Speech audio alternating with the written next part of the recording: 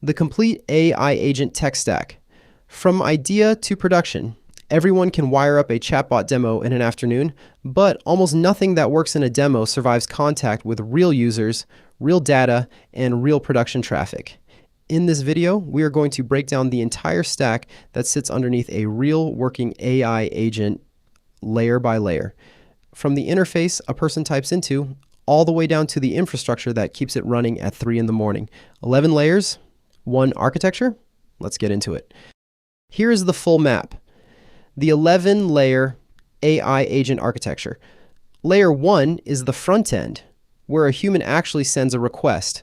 Layer 2 is authentication, which decides who this agent is allowed to act as.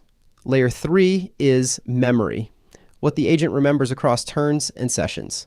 Layer 4 is knowledge plus context, everything the model actually sees for this one request. Layer 5 is retrieval plus search, pulling in facts the model was never trained on. Layer 6 is orchestration, the logic that plans and sequences the agent's steps. Layer 7 is model routing, choosing which model handles which piece of work. Layer 8 is the foundation model itself, the reasoning engine at the core. Layer 9 is databases, the durable transactional system of record. Layer 10 is observability, how you actually see what the agent is doing. And layer 11 is deployment, running all of this reliably at scale for real users. We are going to walk through every single one of these, starting from the top. Layer 1, front end. This is the surface where a human sends a request and sees the results come back. It sounds like the simplest layer, but it is not just a chat box. An agent needs a different interaction model than a normal form-based app. Sometimes that means text, sometimes voice, sometimes an uploaded image. It also needs streaming and real-time updates because agent tasks can run long and a user should not be staring at a blank screen wondering if anything is happening. It has to support human in the loop interactions so a person can step in and approve a sensitive action before the agent takes it.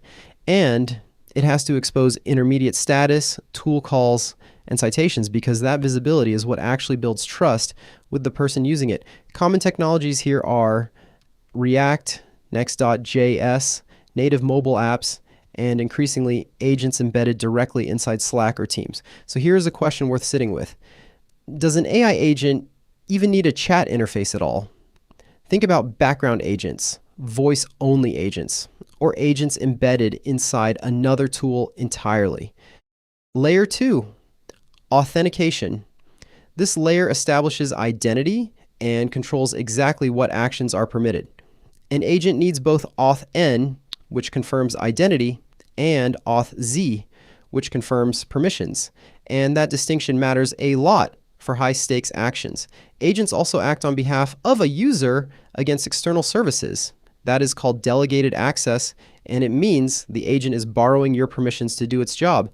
That creates a real engineering problem, complex credential and token management, but for non-human entities instead of people. And because wrong actions here can be costly or completely irreversible, access control is not optional. It is the layer that keeps an agent from doing something it should never have been allowed to do. Common technologies are OAuth, SSO, JWT tokens, and API keys. Here's the question this layer forces you to answer. Can this agent read my Gmail but not send an email? If your answer is unclear, your authentication layer probably is too. Layer 3, memory. Memory persists relevant information across turns and across sessions. An agent needs working memory, which is like a scratch pad for the current task, and it separately needs long-term memory, which sticks around after the conversation ends. It also needs two different kinds of recall: episodic memory for specific events and interactions, and semantic memory for general facts it has learned about you or your world. And memory is not static. An agent needs active summarization, compression, and expiration of old data, or it slowly drowns in its own history. Here's the one line that matters most on this whole slide. Memory is stored, but the context window is loaded. Those are two different things, and confusing them is where a lot of agent designs go wrong.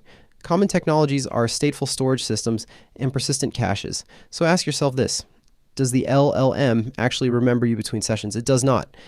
Memory is an external system feeding relevant pieces back into the model every single time. Layer 4, knowledge plus context.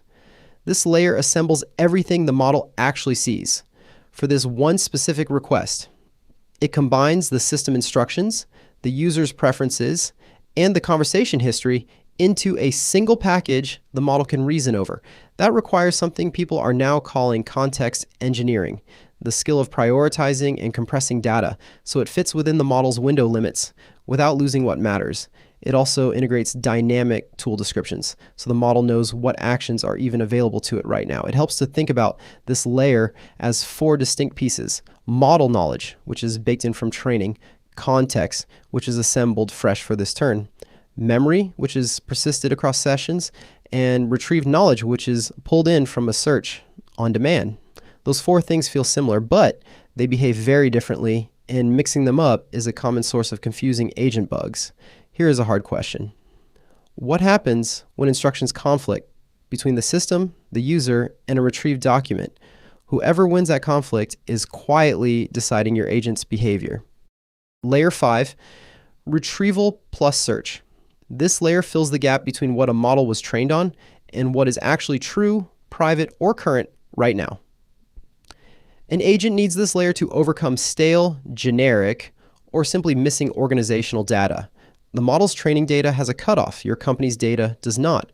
It requires embeddings and re-ranking to ground the model's answers with real citations instead of confident-sounding guesses. And the strongest systems combine vector search, which finds meaning, with keyword search, which finds exact terms. That combination is called hybrid search. Common technologies here are RAG, vector search, Pinecone, Weaviate, and Qdrant. So here's the question we're thinking through. RAG versus memory versus web search. When do you actually use each one? They solve different problems, even though they can look similar from the outside. Layer 6, orchestration. Orchestration converts a high-level goal into a sequence of concrete steps and actions. This is the layer that handles task decomposition, tool selection, and state machines. Basically, breaking down a big fuzzy request into small executable pieces, it manages sequential versus parallel execution and conditional workflows, so the agent can branch its plan based on what it finds along the way. And it provides retry logic, error handling, and human approval checkpoints, so a single failure does not take down the whole task. Common technologies here are LangGraph, Crew AI, and AutoGen.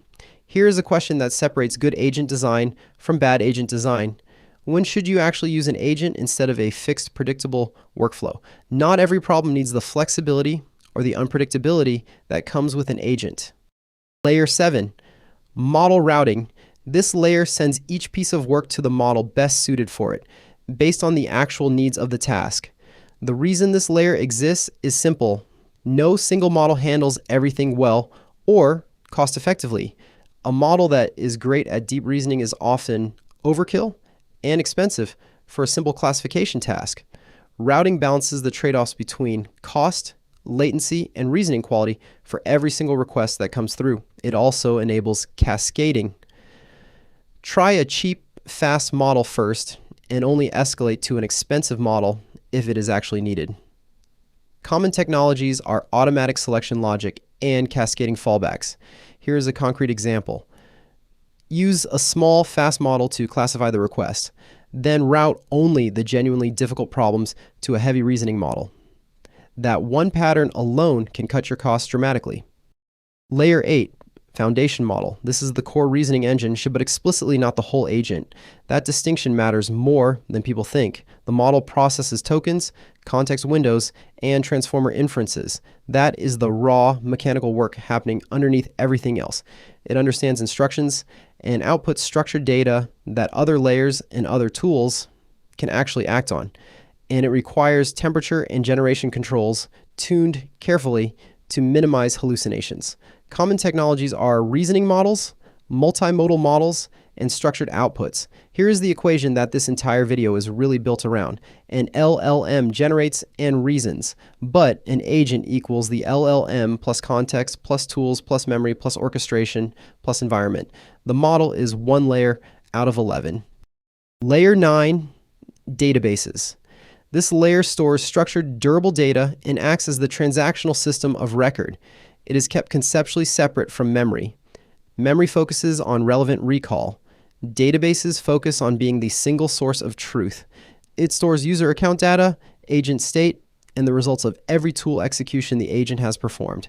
And it maintains a strict audit history and raw logs of everything the agent does, which becomes critical the moment something goes wrong and you need to know exactly what happened. Common technologies are PostgreSQL, Redis, and S3. Here is a question worth sitting with. If memory already remembers things, why does an agent still need a database? The honest answer is that memory and a database are solving two different problems, even though they can look interchangeable at first glance. Layer 10, observability. This layer makes agent behavior inspectable, debuggable, and measurable once it is actually running in production. It traces inputs, outputs, tool calls, and the exact steps the agent took, so you are never just guessing what happened. It tracks token usage, latency, and operational costs, which matters a lot once you are running thousands of requests, not just a demo, and it evaluates hallucination rates, error rates, and overall success, so you have real numbers instead of a vague feeling that the agent seems fine. Common technologies are Langsmith, OpenTelemetry, MLflow, and Arise Phoenix. Here's the question that observability exists to answer. How do you debug an agent that gives the right answer? Only 80% of the time. Without this layer, you are debugging blind. Layer 11, deployment. This is everything required to run the agent reliably at scale for real users. Not a demo, real users. It manages API, containers, and the trade-off between serverless and persistent infrastructure. It scales concurrent agent requests using background workers and job queues. So one slow task does not block everyone else. And it handles rate limiting, caching, and secure secrets management. The unglamorous plumbing that keeps everything from quietly falling over. Common technologies are AWS, Azure, GCP, Docker, and CI/CD. Here is the question that separates hobbyists from engineers. Why is a working AI demo very different from a production AI agent? Everything in this layer is usually the answer. Now let's trace one real request through all 11 layers so this stops being abstract. Here's the request. Find a good time for my team to meet next week and schedule it. It starts at the front end where the user types that request. Then authentication establishes the user's identity. Then memory plus context kicks in alongside a fetch for the team roster and everyone's preferences. Retrieval pulls in the actual calendar data for the whole team. Orchestration plans the steps, check for overlaps, and draft an invite. That plan loops back up to orchestration again, which now plans the next stage. And routing sends the complex scheduling decision to a reasoning model. The foundation model understands the intent and outputs structured JSON. Tools then create the calendar event through an API call. That flows into tools again, creating the calendar event via API. Database stores the resulting action state. Observability records the latency and whether the whole thing actually succeeded. And finally, deployment. This whole pipeline is running on robust infrastructure ready for the next request. 11 layers, one simple sentence from a user, and an enormous amount of engineering happening in between.